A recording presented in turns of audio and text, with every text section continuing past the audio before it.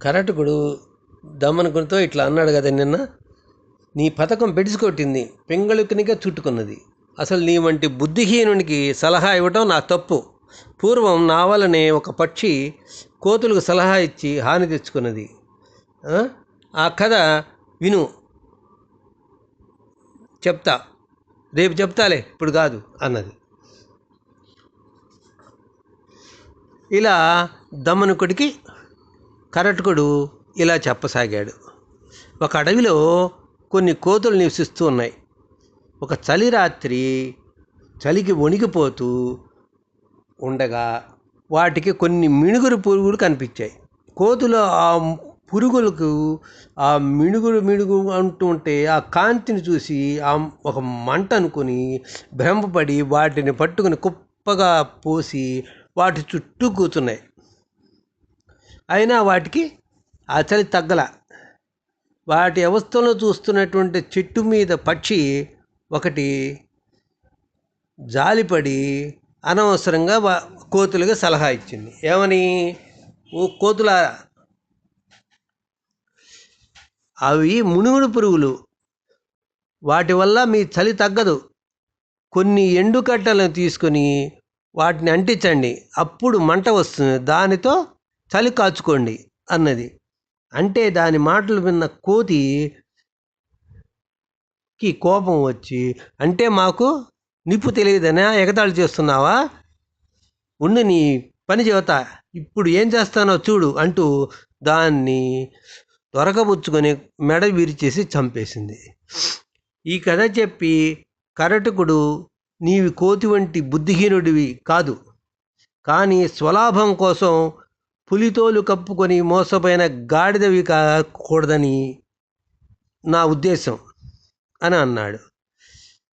అప్పుడు దమనకుడు ఇలా అడిగాడు, ఎవరా గాడిద, ఏమా కదా అడిగాడు దమనకుడు కరటకుడిని. ఒక ఊరిలో ఒక చాకలివాడు ఉండేవాడు. ఆ చాకలివాడు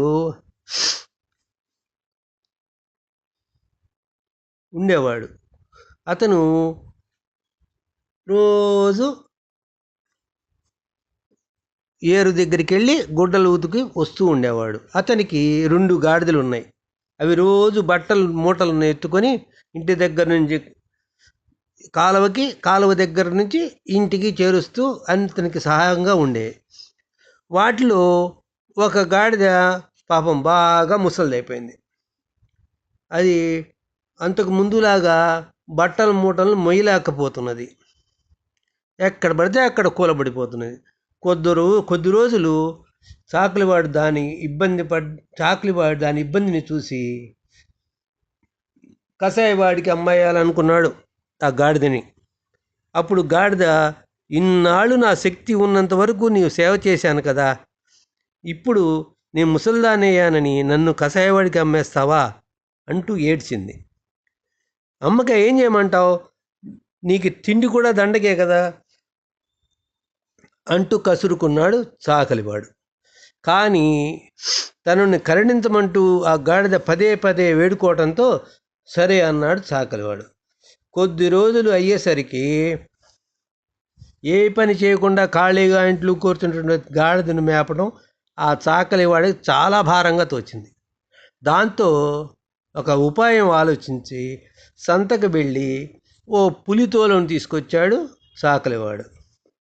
ఆ ముసలి గాడిదకు రోజు తిండి పెట్టడం చాలా కష్టంగా ఉంది కదా, అందుకని ఈ పులితోలు దానికి కప్పేసేసి హాయిగా పొలం వెళ్ళి ఏ పొలాన్నైనా తినమని చెప్పాడు. అంటే ఎవరైనా రైతులు చూసి అయ్యో పులి అని చెప్పి పారిపోతారు కదా, అందుకని సరే అన్నది ఆ గాడిద.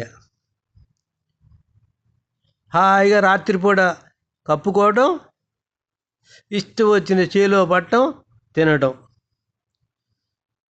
చేస్తూ ఉన్నది. కొన్ని రోజులు ఇలా గడిచిపోయినాయి. ఇది పొలానికి వెళ్ళి తింటుంటే వాళ్ళందరూ పాపం రైతులు పులి అనుకొని భయపడిపోయి పారిపోయేవాళ్ళు. కానీ ఆ ఊళ్ళో శివయ్య అనే తెలివైన వాడు ఒకడున్నాడు. ఎందుకో ఆలోచించాడు. పులి ఎక్కడైనా గడ్డి మేస్తుందా అని అనుమానించి తన అనుమానం నిజమో కాదో తేల్చుకోవటానికి నిర్ణయించుకున్నాడు. ఒక రాత్రి ఒక పొడవైన కత్తి, బలమైన కర్ర తీసుకొని పొలం దగ్గరికి వెళ్ళి గట్టు మీద ఉన్న వేప చెట్టు ఎక్కి కూర్చున్నాడు. శివయ్య బాగా చీకటి పడ్డాక పులితోలు కప్పుకొని ఆ గాడిద శివయ్య పొలం దగ్గరికి వచ్చింది. సరాసరి చేలోకి దిగి తాపీగా జొన్న కుంకలను తినేస్తున్నది. కొద్దిసేపు మౌనంగా ఊరుకున్న శివయ్య పెద్దగా శబ్దం చేశాడు. ఆ పులి పారిపోతుందేమోనని గొంతు మార్చి అరిచాడు. ఆ శబ్దం ఉన్నటువంటి గాడిద బొంగురుగా అనిపించేటప్పటికి ఆ అరుపుని బట్టి తనలాగే జొన్న కంకులు తినడానికి తన యజమాని రెండో గాడిదని కూడా పంపించాడని అనుకుంటూ, నేను ఇక్కడే ఉన్నా, ఇటువైపురా అన్నట్లుగా పెద్దగా ఓండ్ర పెట్టింది. ఆ అరుపు విన్న శివయ్యకు పులి అసలు రంగు తెలిసిపోయి వెంటనే చెట్టు దిగి కర్ర తీసుకొని గాడిదను వెంటబడి దాన్ని కర్రతో కొట్టి చంపేశాడు.